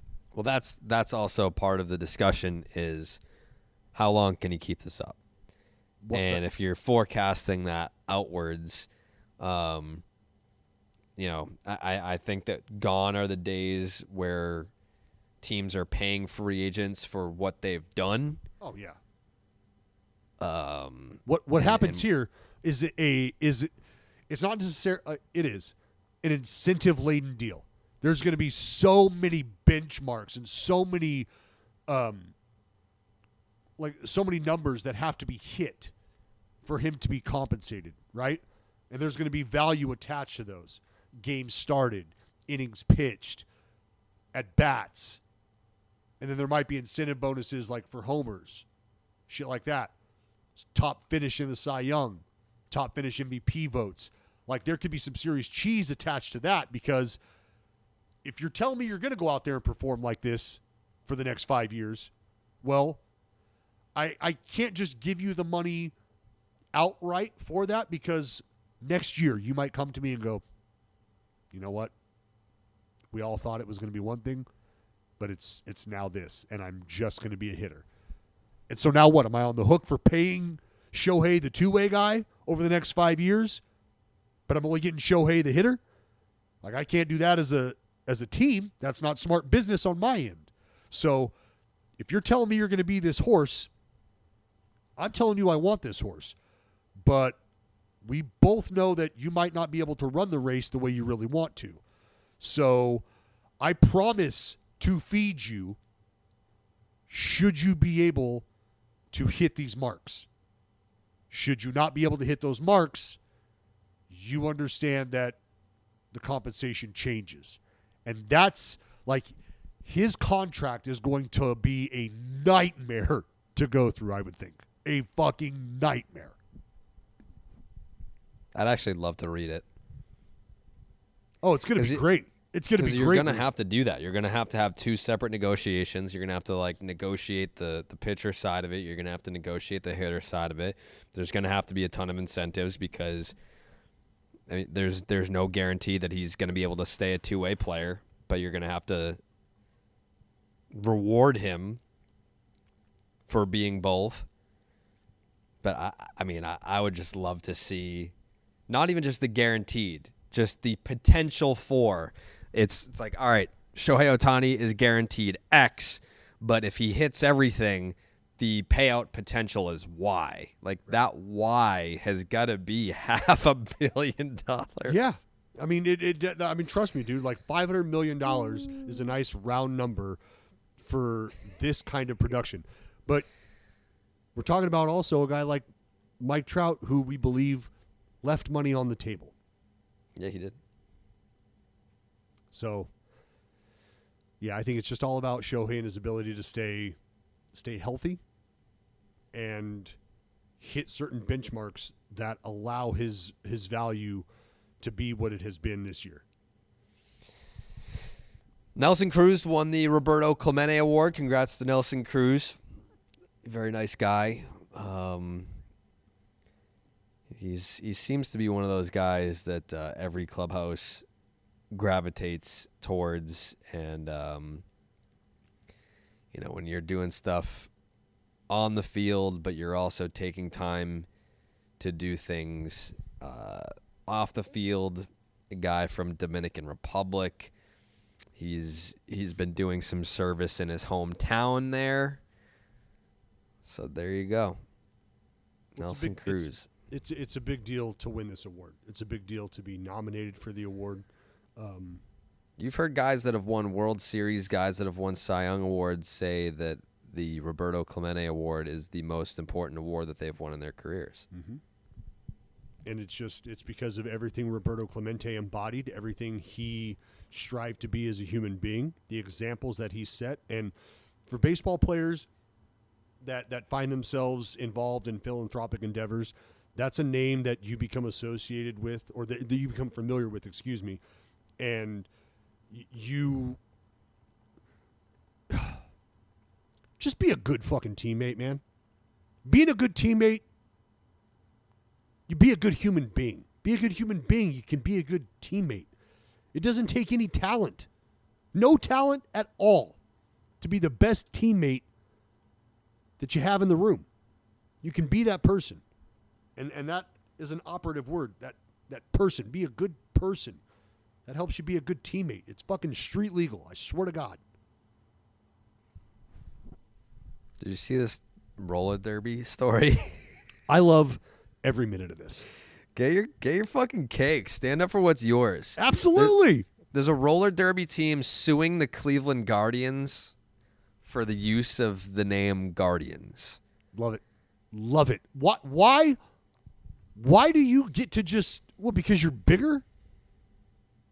Because you're bigger and louder? No.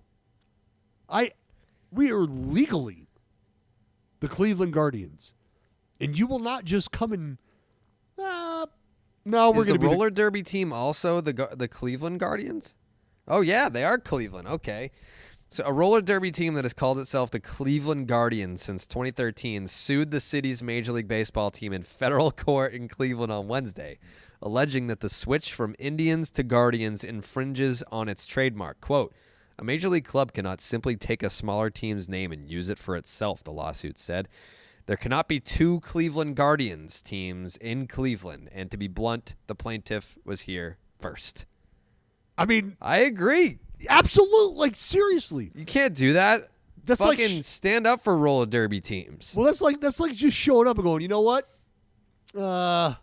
I've got this cool new search engine on the internet, and I don't know. We're just gonna go with Google.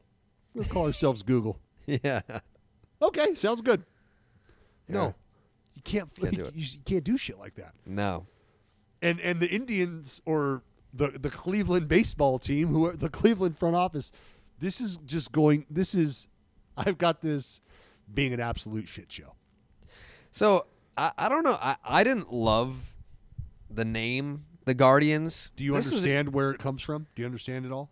Yes, but I understand that this is the perfect opportunity to be like, all right, we can run it back. Another one. We can find another name. Yeah, the Guardians name is like, it's okay. Like, I get the history behind it, and Like, I don't love the art, like what do you remember when we were breaking down the list of like Vegas odds for teams that the Indians could become? Besides the Spiders, what were some other ones that were like, fuck yeah, like that would be great? I think it was the Cleveland Naps. The Cleveland Rocks. That one was the worst. I voted for the Cleveland Buzzbeers. Very few people got that. Very, very, very few people understood that joke. I don't know. Like, yeah, the Spiders was the one that was like I think the most highly regarded. Yeah, because I think it was just like the uniform opportunities were pretty sweet. Yeah. Well, again, you know who gets excited about that? 18 to 35 demo. Yeah. The folks who are buying the unis. Buying the jerseys of their favorite player. Yeah. But yeah, you can't just show up and be like, hey, this is our name. Well, those people, they have that name. Like, they got it trademarked. They sell merchandise. They're the Cleveland Guardians. No, we are. No, you're not. You're not. But did you, like, the Cleveland Guardians were like, you know what? For a price, we can coexist. Right. We can live together here. We can become the Spiders. Well, no, they were saying, you know, for a small nominal fee of roughly 35% of the revenue generated from merchandise sales of things that say Cleveland Guardians on them, if you guys are willing to cut us just that small 35% check, no problem. You mean forever? Well, yeah. I mean, because you guys are going to be the Cleveland Guardians forever, right? Well, so are we. So, yeah, let's just team up and fucking slang some merch and make some money. What do you think's going to happen? That's why I said this is going to be a shit show, because either someone is like, I don't know, dude. I've been watching. Have you seen the series Dope Sick? Never even heard of it. Oh man, it's about. Do you know who the Sackler family is? No. Okay. You ever heard of OxyContin? Yes. Sure, I knew you had. Yeah. Shout out to the Cape. The Sackler family, owners of Purdue Pharma, are the ones that were heavily investigated and tied to OxyContin, blah, blah, blah, blah. The idea is, if you have enough money, you can make shit go away. If you have enough money, you can make anything right. And, well, might be a scenario where we see enough money make things right. Even with the Cleveland Guardians going down kicking and screaming, meaning the roller derby, Cleveland and Guardians. So Bryn just went back, and she found the graphic where we went through all the potential names. Neither of us had Guardians in our top three. No. You had the Unions as your number one, the Crows, and then you picked the worst one, the Cleveland Rocks, which is terrible. Rocks. Cleveland Rocks is awesome. Terrible. Number one for me, Cleveland Spiders. I still love that just for the merch opportunities. I also had the Crows as my number 2. And then I don't even know what the backstory was, but the Blue Sox was on the board. And I was like, why not just have another pair of socks with colors? That's just an asshole pick is what that is. I mean, why not have 3 socks? No, because you can only wear 2 at a time. That's not true. Well, I guess you could wear 3 if you'd like, but that would make you an even bigger asshole. Yeah, I guess. Yeah. Blue sock. That's atrocious. No, I like it. And the blue, too. Like the What color about it? blue. Like you're going to have to change the color scheme. No, they got fucking blue. Fucking gross. They wear blue, but the spiders is where it's at. Make things right. Give me the Spiders. I feel like the Cleveland Unions was a game winner. No, that was terrible. Could be a game winner still. No, terrible. Spiders. I mean, we both agreed on the Crows. We did. But I feel like that was just a throw. That's middle ground is what that is. Well, It's I don't think we negotiated. No, but I I think we both just had our top 3, and we both happened to have the same number 2. It just feels like middle ground. I don't know. I would buy a Spiders hat, and I don't even wear hats. I would absolutely rock a Cleveland Rocks hat. Yeah, because you're an asshole. Just a fucking giant sweet guitar on the back. I don't even want it to be fitted. I want it to be a snapback so that the snapback can be a guitar instead of just a regular snapback. Boom. I just created merch for the Cleveland Rocks. You're fucking welcome. No. Yeah. See? You want one now. You want one. And you want to wear that snapback backwards so you can have your little floof coming out. Boom. With a sweet guitar on your forehead. Bam. No, I don't like it. That's what I really don't. It's too corny for me. So what do you got happening here? My gut instinct tells me that a judge is just gonna throw this out and be like, "Fuck you!" Like they're the Guardians too. Deal with it. I feel like the roller derby team is not gonna have enough So that would be like if. But how fucked up is that? It's very fucked up. I'm not saying that it's right, but I feel no, like it's that's not probably right the at most- all. Imagine if some band from 1955 was actually we have this garage band. We are actually Led Zeppelin. I don't know why. We've been Led Zeppelin since 1959. And you want to know what Led Zeppelin? Sorry about it. Don't give a fuck. Sure. But there's got to be activity. When's the last time you guys played? When's the last time you toured? When's the last time you put out a fucking EP? Yeah, we've been doing dive bars in Lynn, Massachusetts for the last 15 years. Show us. Cool. You're doing dive bars. Doesn't. Do you have an LLC? I mean, we've just been calling our band Led Zeppelin. Do we? Well, need guess to... what? Led Zeppelin's got an LLC, and Led Zeppelin's a fucking corporation. So you 3 assholes who got stoned together and decided to call yourselves Led Zeppelin, that's very different than those dudes. Okay? Yeah. Well, I would imagine that these Cleveland Guardians have some sort of legal documentation. That's my whole entire point, Jared, is they're not just a couple of assholes who got together and decided to call themselves fucking Cleveland Guardians while they were rollerblading out in the fucking cul-de-sac. Yeah. This is a group. It's just an organization who sells tickets, has fans. They have fucking disco night.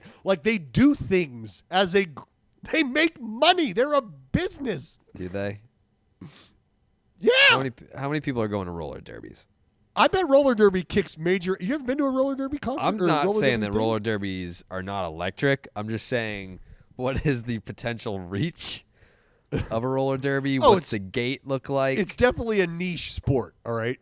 No doubt. Yeah. What are we moving merch-wise? Well, you've probably what's got the time, annual revenue of the Cleveland in Guardians? between hitting the teacups and the zipper at your county fair, you could probably catch 1 or 2 heats of a roller derby race.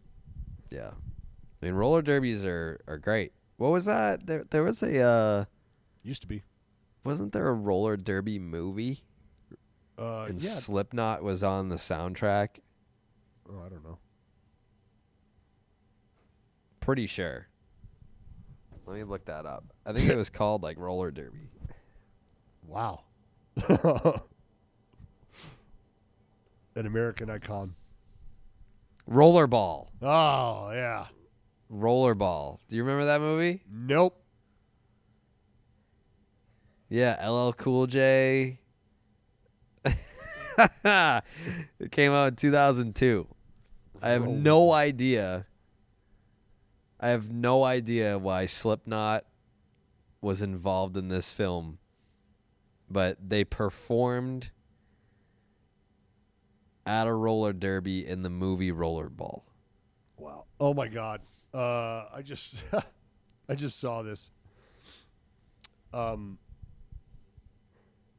PETA, and this is no joke. PETA has urged Major League Baseball, and I'm fucking on board with this. I am on board with this. I am absolutely referring to bullpens now as arm barns. Arm barns? Arm barns. PETA wants MLB to rename bullpens to arm barns because it's insensitive to cows. Do you think cows are like on message boards being like, it's about fucking time? You're like, look, took us a while for that chicken movement to take hold, all right? But I feel like we're gaining traction there. Folks are eating more chicken. We now need to get this whole bullpen thing taken care of because it really labels us as an aggressive bunch, and we're all not like that. We're not all like that. We're not all like that. You know? Arm barns. Yeah. Who you got down there getting hot in the arm barn? I don't hate that, honestly. I don't hate it at all. I never really understood the bullpen? Yeah, bullpen. Well, it's because it's like a cordoned off area, and that's usually where you got all your bulls. Yeah. Or the bull is down there. Keep him over there. So you got a few bulls that you don't mind hanging out together. Yeah, arm barn just makes more sense to me. Arm barn is fucking great. Yeah. I love arm barn. Yeah, I get 'em love hot. that. Like, I might get behind PETA here. Yeah. PETA, if you hear this, PETA, and you need a spokesperson for the arm Get barn, the word out. Yeah. I am your fucking guy. I am all in behind the arm barn. All in. I feel like PETA might reach out. I'm here. PETA was like, all right, we don't Big animal guy traditionally too? do the whole sports thing.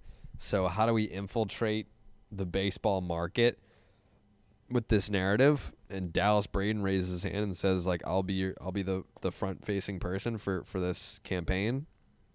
How do you not take him up on that? I mean, love animals. Yep. Been in an arm barn or two my time. Mm-hmm. I'm your guy. I am And you have a platform within the community. I am your guy. So, PETA, let's make this arm barn thing a reality. Dallas wearing an arm barn T-shirt. I mean, this has got you know what? I'm pumping arm barn merch out. Yeah. We will have an arm barn shirt today. It's going to be just a fucking giant bicep flexing in like a pin, in like a corral. Well, I don't think you should just go flex in the word arm barn. Don't do too much with it. Don't make it too busy.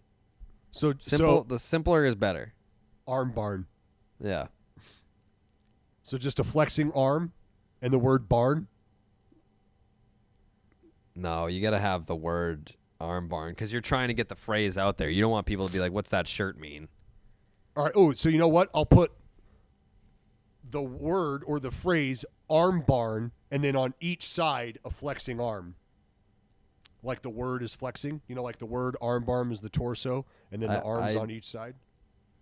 It might be too long to where the word arm barn appears too small. Unless you did like or maybe arm barn's the head and then the arms are below it. Unless you did 2 flexing arms and the word arm barn were each 2 inner bicep tattoos. Love that. I'll do that. Yeah, like it's tattooed. Like the meme, right? Like the meme where it's tattooed, you just put it on the biceps. Yes, it's just 2 flexing arms, and then he's got bicep tattoos. One says arm, the other says barn. Arm barn. Yeah. Coming your way. Arm barn before game 4. Or before game 3. So you got 24 hours. It's coming. What's the color scheme? I feel like John Deere green is a green. Like people, red, you can't do green because like if you of all people put it out, people will think it's A's merch. You can't go green. Well, I was going to say red, but red. No, you can't go green or red. Red for a barn. I think you go athletic gray. You can't go wrong with athletic gray. Yeah. And then what color arms though? What color arms? Tan, meet in the middle.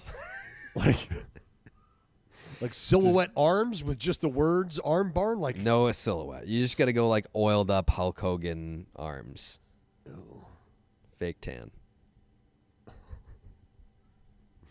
Oiled up. That always reminds me of the scene from fucking Dumb and Dumber.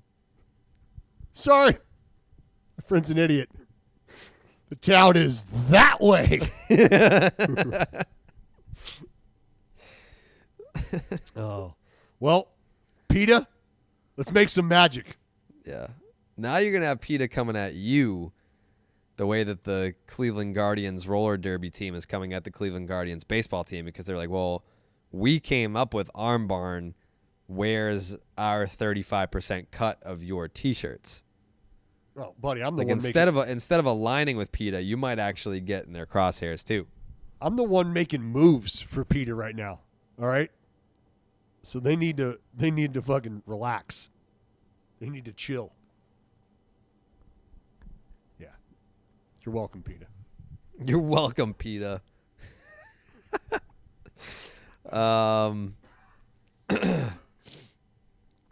Manfred was talking about the Braves team name in the chop. Was he? Are Native Americans are they offended by the name the Braves? The chop I can see.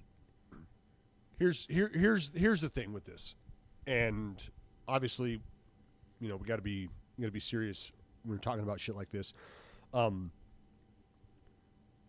What I think Rob Manfred said, and like how I interpreted it, which is, I think, scary on some levels, is he basically, when he said, we're not looking to market our sport nationally. We don't do that.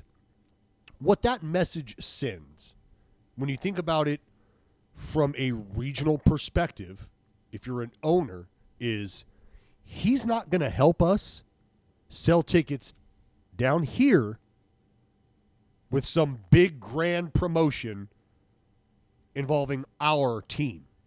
He's not going to do that. The sport isn't going to do that. So, however we see fit to get people in the stands here and to get people to be a part of what we've got going on, we've basically been given the right and the freedom to do so. And if there's things that are going on in these places that one group might not agree with,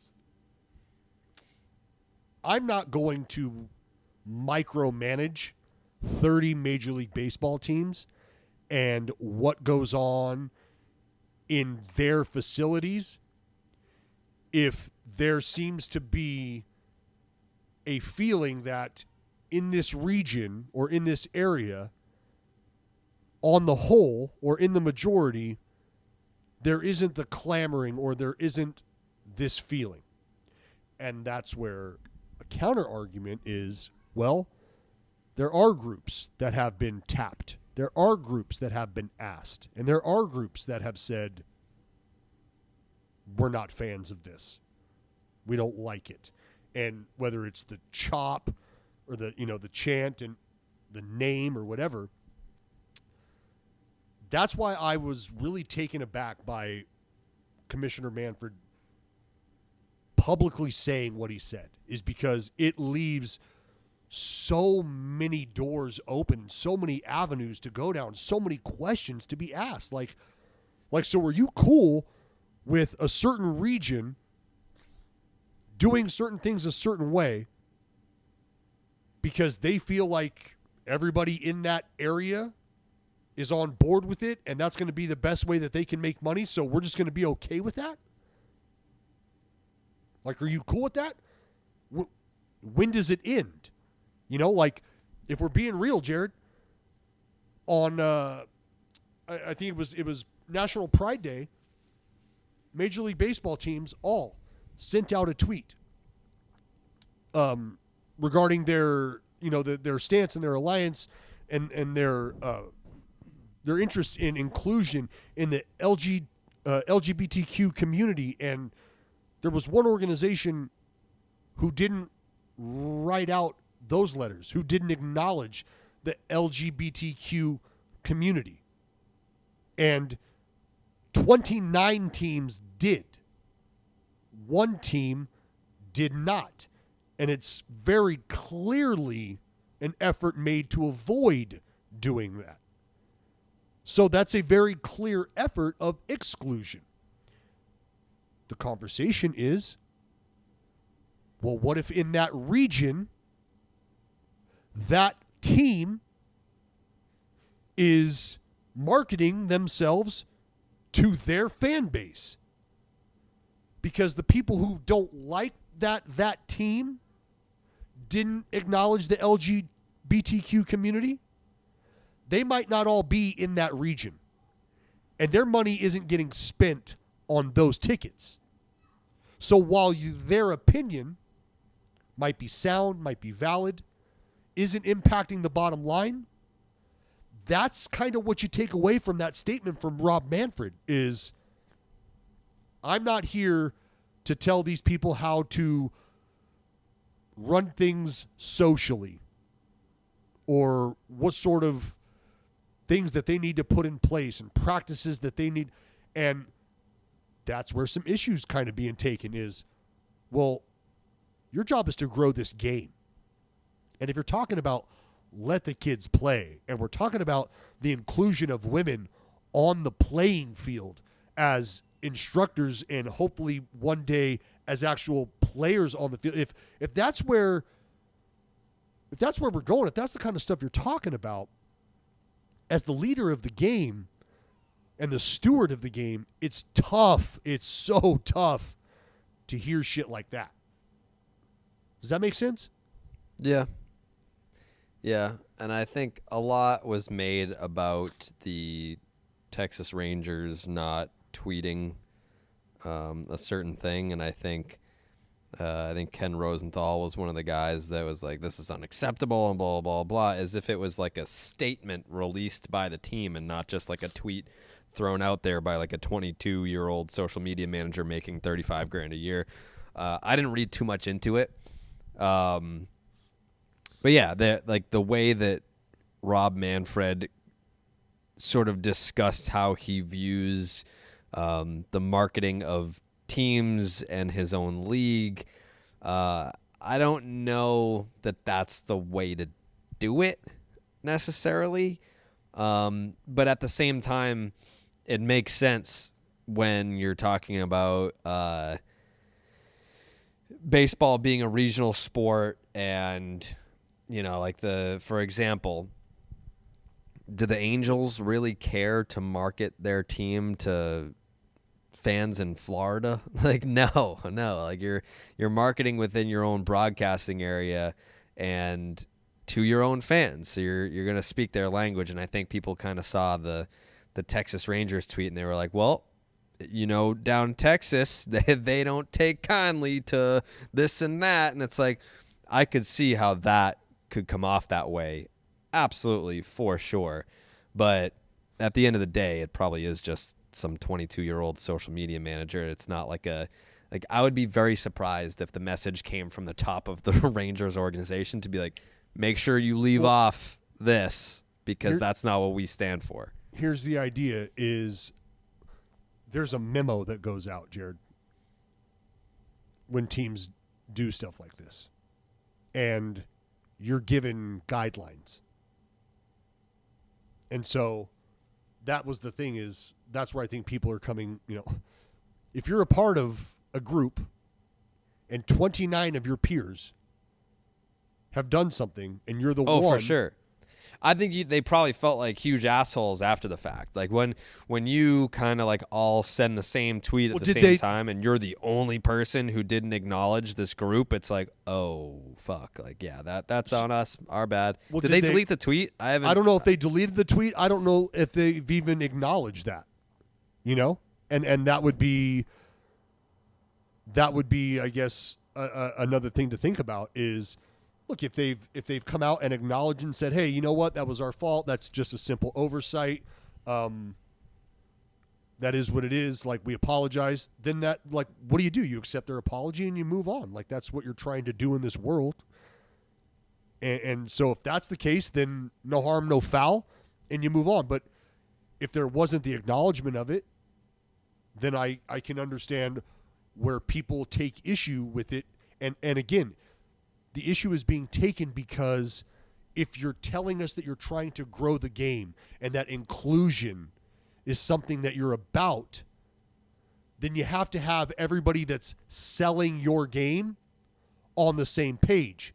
But it's a very mixed message because he's telling us to our faces that he's not interested in selling the game.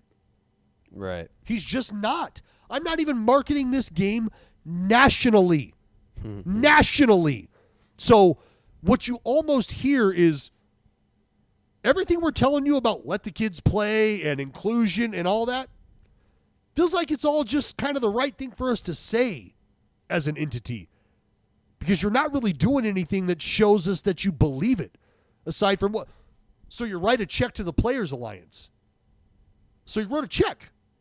These are your words. Your words are you're not interested. That's what it feels like. Yeah. I thought that things would change a little bit once Theo Epstein got in there. But I think we're going to have to wait for him to officially be the guy before we start to see major changes. Yeah, I don't know, man. It like when I see shit like that, it breaks my heart. It hurts my heart because there are so many people that this game has done so many wonderful things for. And there's so many people that could have their lives changed forever because of what this game can do for them. And it just doesn't feel like we have somebody who's interested in giving that opportunity to the people and allowing the game to be the vehicle that it can be. This game can save fucking lives, man. Can save lives. But it just doesn't feel like doesn't feel, I get it. Maybe baseball's not your life preserver. It was mine. Same. All right. What's today? Fucking Thursday? We'll be back on Monday. Does that sound right? I think so. Yeah, we'll be back on Monday after these 3 games in Atlanta. Be back for game 6. Yep, game 3, 4, and 5, Friday, Saturday, Sunday, weather permitting. I haven't even looked at the weather yet, but I haven't heard anything negatively about the weather. So, all right, we'll be back on Monday breaking down these 3 World Series games in Atlanta. Yeah, and stay tuned because you guys ever heard of... Oh, breaking news. What? Marcus Semien has hired agent Scott Boras. Oh, ho, ho. So Oakland fans, guess what? No, Marcus is not coming back. But just stay tuned. If you guys ever heard of War Stick? You ever heard of War Stick? You can check them out. Just go check them out. Stay tuned. We go.